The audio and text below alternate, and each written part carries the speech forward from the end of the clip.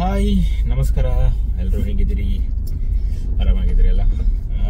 ಇವತ್ತಿನ ವಿಡಿಯೋ ಯಾವುದ್ರ ಬಗ್ಗೆ ಅಂತ ಹೇಳಿದ್ರೆ, ನಾನು ಕಲಿತಂಥ ಶಾಲೆ ಕುಂಬರಗೋಡು ಸರ್ಕಾರಿ ಹಿರಿಯ ಪ್ರಾಥಮಿಕ ಶಾಲೆ ಕುಂಬರಗೋಡು.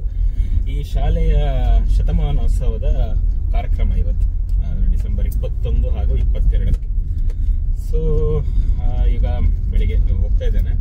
ಮೆರವಣಿಗೆ ಕಾರ್ಯಕ್ರಮ ಉಂಟು ಬೆಳಿಗ್ಗೆ, ನಂತರ ಧ್ವಜಾರೋಹಣ, ನಂತರ ಕೆಲವು ಕಾರ್ಯಕ್ರಮಗಳುಂಟು, ಮಧ್ಯಾಹ್ನ ಸಹಭೋಜನ ಉಂಟು. ನಮ್ಮ ಸರ್ಕಾರಿ ಹಿರಿಯ ಪ್ರಾಥಮಿಕ ಶಾಲೆ ಸ್ಟಾರ್ಟ್ ಆಗಿ 100 ವರ್ಷ ಆಗಿದೆ. ಪ್ರಾರಂಭದ ಹಂತದಲ್ಲಿ ಇಲ್ಲಿ ಈಗ ದುರ್ಗಾದೇವಿ ಅಮ್ಮನವರ ದೇವಸ್ಥಾನ ಉಂಟು ಜೀರಿಗೆ ಹಿತ್ತಲು ಅಲ್ಲಿ ಶಾಮಶೆಟ್ಟರ ತೋಟದ ಅವರ ಆವರಣದಲ್ಲಿ, ಮನೆಯ ಆವರಣದಲ್ಲಿ ಶಾಲೆ ನಡೆದಿದ್ದಂತೆ ಒಂದು ಸ್ವಲ್ಪ ವರ್ಷ, 1 ವರ್ಷ ಇರ್ಬೋದು. ನಂತರ ಅಲ್ಲೇ ಸ್ವಲ್ಪ ಮುಂದೆ ಮೋಹನ್ ದಾಸ್ ಶೆಟ್ಟಿ ಡಾಕ್ಟರ್ ಅವರ ಮನೆಯ ಆವರಣದಲ್ಲಿ ಸ್ವಲ್ಪ ವರ್ಷ ಇದೆ ಶಾಲೆಯನ್ನು ನಡೆಸಿದ್ರಂತೆ. ಅದ ನಂತರ ಈಗ 1924 ನಮ್ದು ಈಗ ಯಾವ ಜಾಗದಲ್ಲಿದೆ ಆ ಜಾಗದಲ್ಲಿ ಶಾಲೆಯನ್ನು ಪ್ರಾರಂಭ ಮಾಡಿದ್ದಾರೆ.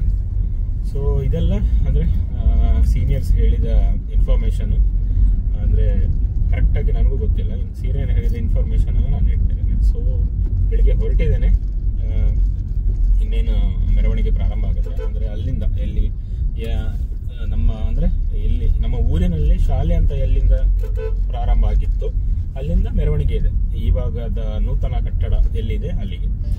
ಗ್ರಾಮೀಣ ಪ್ರದೇಶದಲ್ಲಿನ ಕುಂಬರಗೋಡು ಸರ್ಕಾರಿ ಹಿರಿಯ ಪ್ರಾಥಮಿಕ ಶಾಲೆ 1924 ಅಂದರೆ ಬ್ರಿಟಿಷರ ಕಾಲದಲ್ಲಿಯೇ ಪ್ರಾರಂಭಗೊಂಡು ಇಂದು 100 ವರ್ಷಗಳ ಶೈಕ್ಷಣಿಕ ಸೇವೆಯನ್ನು ಪೂರೈಸುತ್ತಿರುವುದು ಚಾರಿತ್ರಿಕ ದಾಖಲೆ. ಹಲವು ಪ್ರಮುಖ ಶೈಕ್ಷಣಿಕ ಮೌಲ್ಯಗಳೊಂದಿಗೆ ಬೆಳೆದು ಬಂದು ಸಾವಿರಾರು ಮಕ್ಕಳನ್ನು ಶಿಕ್ಷಿತರನ್ನಾಗಿ ಮಾಡಿ ಸಮಾಜಕ್ಕೆ ನೀಡಿದ ಹಿರಿಮೆ ಈ ವಿದ್ಯಾಸಂಸ್ಥೆಯದ್ದು. ಆಗಿನ ಕಾಲದಲ್ಲಿ ಈ ಶಾಲೆಯ ಆರಂಭ ಹಲವು ಏಳುಬೀಳುಗಳಿಂದ ಕೂಡಿದ್ದರೂ ಯಾವ ಮೂಲಭೂತ ಸೌಕರ್ಯಗಳು ಇಲ್ಲದ ಕೃಷಿ ಪ್ರಧಾನ ಈ ಪ್ರದೇಶದಲ್ಲಿ ಶಾಲೆಯೊಂದನ್ನು ಆರಂಭಿಸಿದ್ದು ಬಹುದೊಡ್ಡ ಸಾಧನೆ. ಅಂದಿನ ನಮ್ಮ ಹಿರಿಯರ ದೂರದರ್ಶಿ ಆಲೋಚನೆಯಿಂದ ಹುಟ್ಟಿಕೊಂಡ ಈ ಶಾಲೆ ಮತ್ತು ಈ ಗ್ರಾಮಗಳ ಬೆಳವಣಿಗೆಯಲ್ಲಿ ಮಹತ್ತರ ಪಾತ್ರ ವಹಿಸಿದ್ದನ್ನು ಮರೆಯುವಂತಿಲ್ಲ. ಕೇವಲ ಕೆಲವು ವಿದ್ಯಾರ್ಥಿಗಳಿಂದ ಆರಂಭಗೊಂಡ ಈ ಶಾಲೆಯ ಆರಂಭ ಕುರಿತಾದ ಕನಸು ಕಂಡ ಗ್ರಾಮದ ಹಿರಿಯರಾದ ದಿವಂಗತ ರಾಮಣ್ಣ ಶೆಟ್ಟಿ, ದಿವಂಗತ ಮೋನಪ್ಪ ಶೆಟ್ಟಿ, ದಿವಂಗತ ಸೀನಪ್ಪ ಶೆಟ್ಟಿ ಅವರನ್ನು ಈ ಸಂದರ್ಭದಲ್ಲಿ ಊರ ಹಿರಿಯರು ಇಂದಿಗೂ ನೆನಪಿಸಿಕೊಳ್ಳುತ್ತಾರೆ. ಪ್ರಾರಂಭವಾದ ಶಾಲೆಗೆ ಸ್ವಂತ ಜಾಗ ಕಟ್ಟಡವಿಲ್ಲದೆ ಸುಮಾರು 25ರಿಂದ 30 ವರ್ಷಗಳ ತನಕ ಐರೋಡಿ ಶಾಮಶೆಟ್ಟಿ ಮತ್ತು ಮುತ್ತೂರು ಮನೆಯವರ ಆಶ್ರಯದಲ್ಲಿಯೇ ಬೆಳೆದು ಬರುವ ಅನಿವಾರ್ಯತೆ ಎದುರಾಯಿತು. ನಂತರ ಮುತ್ತೂರು ಮನೆಯ ಶ್ರೀಯುತ ಜಗಜೀವನ್ ದಾಸ್ ಶೆಟ್ಟಿ ಅವರು ಆಗಿನ ಮದ್ರಾಸ್ ವಿಧಾನಸಭೆಗೆ ಚುನಾಯಿತರಾಗಿ ಆಯ್ಕೆಯಾಗಿ ತನ್ನ ಊರಿನ ಶಾಲೆಗೆ ಕುಂಬರಗೋಡು ಹಂದಾಡಿ ಅವಳಿ ಗ್ರಾಮದಲ್ಲಿ ಸ್ವಂತ ನಿವೇಶನವನ್ನು ಒದಗಿಸುವಲ್ಲಿ ಸಕ್ರಿಯ ಪಾತ್ರ ವಹಿಸಿದ್ದನ್ನು ಮರೆಯುವಂತಿಲ್ಲ. ಹೀಗೆ ಸಾಗಿ ಬಂದ ಈ ಶಾಲೆ ಸ್ವಾತಂತ್ರ್ಯ ನಂತರ ಈ ಪರಿಸರದ ವಿದ್ಯಾರ್ಥಿಗಳಿಗೆ ಜ್ಞಾನದೇಗುಲವಾಗಿ ಗುಣಾತ್ಮಕ ಶಿಕ್ಷಣವನ್ನು ನೀಡುವಲ್ಲಿ ಮಹತ್ತರ ಪಾತ್ರ ವಹಿಸಿತು. ಹಾಗಾಗಿ ಇಲ್ಲಿ ಪ್ರಾಥಮಿಕ ಶಿಕ್ಷಣವನ್ನು ಪಡೆದ ಅದೆಷ್ಟೋ ವಿದ್ಯಾರ್ಥಿಗಳು ಸಮಾಜದ ವಿವಿಧ ಸ್ತರಗಳಲ್ಲಿ ಸಾಧನೆ ಮಾಡಿ ಪ್ರತಿಷ್ಠಿತ ಹುದ್ದೆಗಳನ್ನು ಅಲಂಕರಿಸಿ ಶಾಲೆಯ ಕೀರ್ತಿಯನ್ನು ಬೆಳಗಿದ್ದು ಶಾಲೆಯ ಶತಸಂಭ್ರಮದ ಈ ಹೊತ್ತಲ್ಲಿ ಹೆಮ್ಮೆ ಎನಿಸುತ್ತದೆ. ಇಲ್ಲಿ ಅಧ್ಯಾಪನ ವೃತ್ತಿಯನ್ನು ನಿರ್ವಹಿಸಿದ ಎಲ್ಲ ಶಿಕ್ಷಕರು ಈ ಸಾಧನೆಯ ಹಿಂದಿನ ರೂವಾರಿಗಳು. ವಿದ್ಯಾರ್ಥಿಗಳಿಂದ ತುಂಬಿ ತುಳುಕುತ್ತಿದ್ದ ಕುಂಬರಗೋಡು ಹಿರಿಯ ಪ್ರಾಥಮಿಕ ಶಾಲೆ ಶಿಕ್ಷಣ ಇಲಾಖೆಯಿಂದ ಗುರುತಿಸಲ್ಪಡುವ ಶ್ರೇಷ್ಠ ಶಾಲೆಗಳಲ್ಲಿ ಒಂದಾಗಿ ಮೆರೆದದ್ದು ಈ ಸಂದರ್ಭದಲ್ಲಿ ಅಭಿನಂದನೀಯ. ನಮ್ಮ ಕುಂಬರಗೋಡು ಶಾಲೆಯಲ್ಲಿ ಕಲಿತಂತಹ ಸಾವಿರಾರು ವಿದ್ಯಾರ್ಥಿಗಳು ಈಗ ಬೇರೆ ಬೇರೆ ಜಿಲ್ಲೆ, ರಾಜ್ಯ ಹಾಗೂ ಹೊರ ರಾಷ್ಟ್ರಗಳಲ್ಲಿ ತಮ್ಮ ಜೀವನವನ್ನು ರೂಪಿಸಿಕೊಂಡಿದ್ದಾರೆ. ಹಾಗೆ ನಾವು ಕಲಿತ ಶಾಲೆಯ ಶತಮಾನೋತ್ಸವ ವಿಷಯ ತಿಳಿದು ಸುಮಾರು ಜನ ಬೇರೆ ಬೇರೆ ಕಡೆಗಳಿಂದ ಬಂದು ಈ ಕಾರ್ಯಕ್ರಮದಲ್ಲಿ ಪಾಲ್ಗೊಂಡಿದ್ದಾರೆ. ಆದರೆ ಕೆಲವರಿಗೆ ಅನಿವಾರ್ಯವಾದ ಕೆಲಸದ ಒತ್ತಡವಿರುವುದರಿಂದ ಕಾರ್ಯಕ್ರಮದಲ್ಲಿ ಪಾಲ್ಗೊಳ್ಳಲು ಕಷ್ಟ ಸಾಧ್ಯವಾಗಿರಬಹುದು. ಆದರೆ ಅವರ ಮನಸ್ಸಿನಲ್ಲಿ ಈ ಕಾರ್ಯಕ್ರಮವನ್ನು ನೋಡಬೇಕೆಂಬ ಆಸೆ ಇದ್ದೇ ಇರುತ್ತದೆ. ಅಂಥವರಿಗೆ ನಿರಾಸೆಯಾಗಬಾರದೆಂಬ ಉದ್ದೇಶದಿಂದ ಈ ವಿಡಿಯೋವನ್ನು ಮಾಡಿದ್ದೇನೆ. ಇಡೀ ದಿನದ ಕಾರ್ಯಕ್ರಮ ಈ ವಿಡಿಯೋದಲ್ಲಿ ಸಿಗದಿದ್ದರೂ ಕಾರ್ಯಕ್ರಮದ ಕೆಲವು ತುಣುಕುಗಳು ಈ ವಿಡಿಯೋದಲ್ಲಿ ನೋಡಬಹುದು.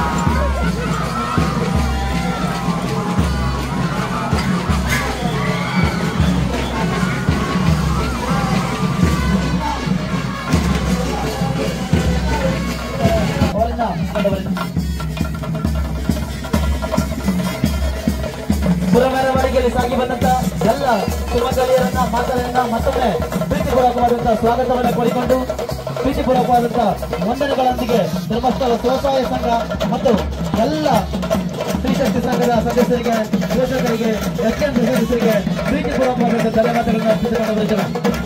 ಅತ್ಯಂತ ಭವ್ಯವಾದಂತಹ ಸಂಭ್ರಮ ಸಂಭ್ರಮ. ತದನಂತರವಾಗಿ ಧ್ವಜಾರೋಹಣ ಸಮಾರಂಭ ಮತ್ತು ಬಹುಮಾನ ವಿತರಣಾ ಸಮಾರಂಭ ಇದೆ. ಟಿಫಿನ್ ವ್ಯವಸ್ಥೆಯನ್ನ ಮಾಡಿಕೊಡುವಂತೆ ಮುಖ್ಯಸ್ಥರಾದಂತಹ ಶ್ರೀಯುತ ಶೇಖರ್ ಪೂಜಾರಿ ಅಂದಾಡಿ ಅಲ್ಲಿ ವ್ಯವಸ್ಥೆಯನ್ನು ಮಾಡಿಕೊಳ್ಳಬೇಕು. ತದನಂತರವಾಗಿ ನೇರವಾಗಿ ಟಿಫಿನ್ ವ್ಯವಸ್ಥೆ ಆದ ನಂತರ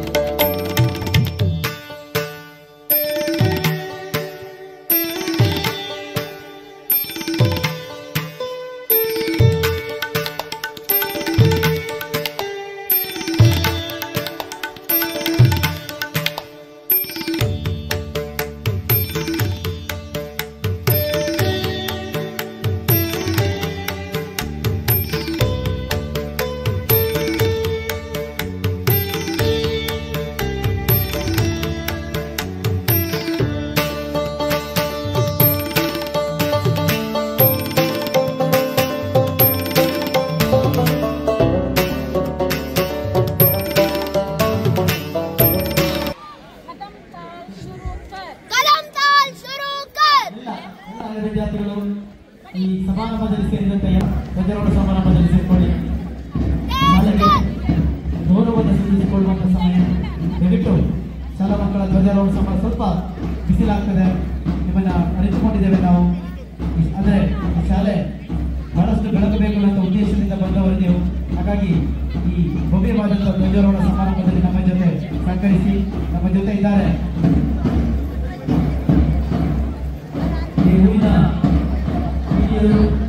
ವಿದ್ಯಾರ್ಥಿಗಳು ಒಂದು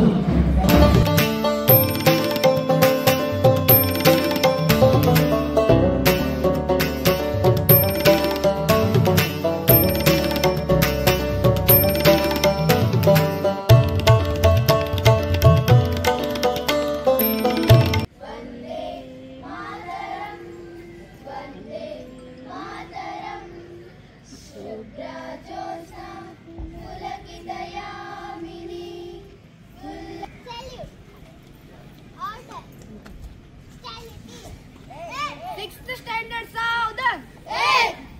Salute. Order. Vishram. 7th Standard Southern.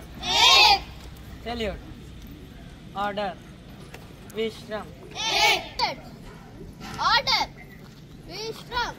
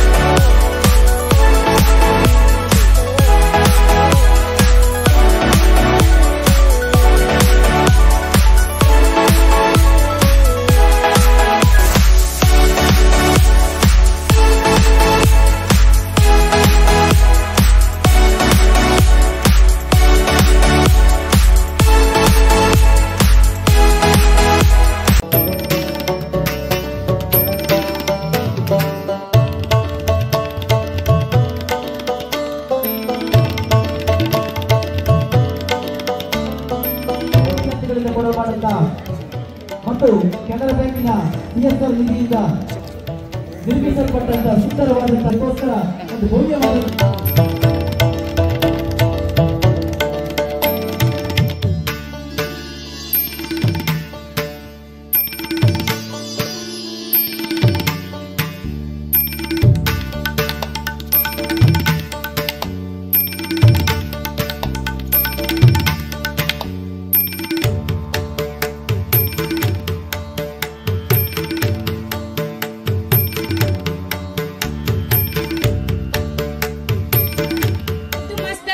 ಶಿಕ್ಷಕರು ಹೊಂದಾಡಿ ಶ್ರೀಮತಿ ಪೂರ್ಣಿಮಾ ಆನಂದ್ ನಿಕಟಪೂರ್ವ ಅಧ್ಯಕ್ಷರು STMC.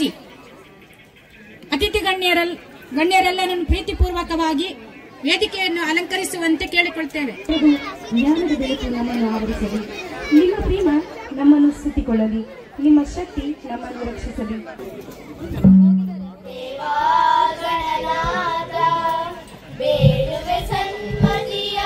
ಶುಭ ಶುಭ ಗುಣದಾತ ಆದಿಪೂಜಿತ ದೇವಾ ಗಣನಾಥ ಪಾರ್ವತಿ ನಂದನ ಸುಂದರ ವದನ ದಿವ್ಯ ವಿನಯದಿ ತೋರೋನಿ ಕರುಣ ವಂದಿಪೆ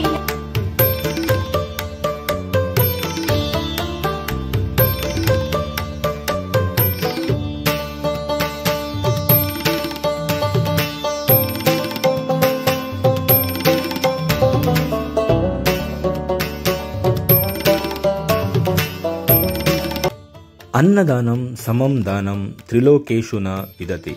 ಇದು ವೇದೋಕ್ತಿ. ಎಂದರೆ ಅನ್ನದಾನಕ್ಕೆ ಸಮನಾದ ದಾನವು ಬೇರೊಂದಿಲ್ಲ. ಇದು ಅತ್ಯಂತ ಶ್ರೇಷ್ಠ ದಾನ. ಎಲ್ಲ ಮಾನವರ ಮೂಲಭೂತ ಅವಶ್ಯಕತೆ ಅನ್ನ. ಈ ವಿಶ್ವದ ಉತ್ಪತ್ತಿ ಮತ್ತು ಬೆಳವಣಿಗೆ ಅನ್ನವನ್ನು ಆಧರಿಸಿದೆ. ವೇದಗಳಲ್ಲಿ ಹೇಳಿದಂತೆ ಹಸಿದವರಿಗೆ ಮಾಡುವ ಅನ್ನದಾನದಿಂದ ಪುಣ್ಯಲೋಕ ಪ್ರಾಪ್ತಿಯಾಗುವುದು. ಸಕಲ ಜೀವರಾಶಿಗಳಿಗೆ ಶಕ್ತಿಯನ್ನು ಕೊಡುವುದೇ ಅನ್ನ. ಅದಕ್ಕಾಗಿಯೇ ಶಂಕರಾಚಾರ್ಯರು ಶಕ್ತಿ ಸ್ವರೂಪಿಣಿಯಾದ ಜಗನ್ಮಾತೆಯನ್ನು ಅನ್ನಪೂರ್ಣೆ ಸದಾಪೂರ್ಣೆ ಶಂಕರ ಪ್ರಾಣವಲ್ಲಭೆ ಎಂದು ಸ್ತುತಿಸಿದ್ದಾರೆ. ಅನ್ನದಾನದಿಂದ ತೃಪ್ತಿ. ಬೇರೆ ಯಾವುದೇ ದಾನಗಳಿಂದ ದಾನ ಸ್ವೀಕರಿಸುವವನಿಗೆ ತೃಪ್ತಿಯಾಗಲಾರದು. ಇನ್ನೂ ಬೇಕೆಂಬ ಹಂಬಲವು ಉಳಿಯುವುದು. ಆದರೆ ಅನ್ನವನ್ನು ತೃಪ್ತಿಪಡುವಷ್ಟು ಕೊಟ್ಟಲ್ಲಿ ಇನ್ನೂ ಜಾಸ್ತಿ ಕೊಡುವೆನೆಂದರೂ ಸ್ವೀಕರಿಸುವವನು ಬೇಡವೆಂದು ಕೈಯಿಂದ ವ್ಯಕ್ತಪಡಿಸುವವನು. ತಿಳಿದವರು ಹೇಳಿದ ಪ್ರಕಾರ ಹಸಿದವನಿಗೆ ನೀಡುವ ಒಂದು ತುತ್ತಿನ ಅನ್ನ, ಬಾಯಾರಿದವನಿಗೆ ನೀಡುವ ಒಂದು ಬೊಗಸೆ ನೀರು, ದಣಿದವನಿಗೆ ನೀಡುವ ಒಂದು ಲೋಟ ಮಜ್ಜಿಗೆಯಿಂದ ನಿಮ್ಮ ಬೊಕ್ಕಸ ಖಾಲಿಯಾಗುವುದಿಲ್ಲ. ಬದಲಾಗಿ ಪುಣ್ಯವೇ ಪ್ರಾಪ್ತಿಯಾಗುತ್ತದೆ.